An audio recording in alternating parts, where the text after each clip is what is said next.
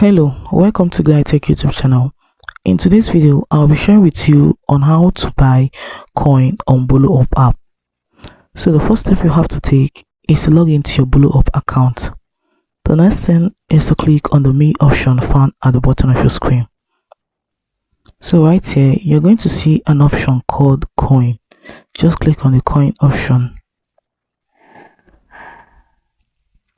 So you're going to see varieties of different coin and the kind of amount you need to pay in order to buy any of them.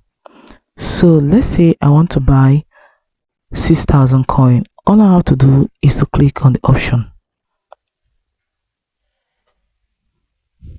So from here, all you have to do is to use your MasterCard or your debit card or credit card.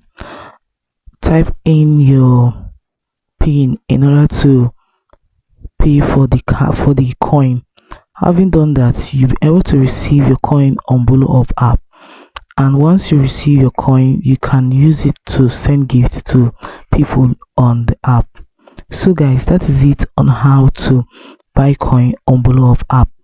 If this video was helpful, do all to like, comment, share and subscribe. Hit the notification bell to always get notified anytime I upload helpful tips like this. Thanks for watching.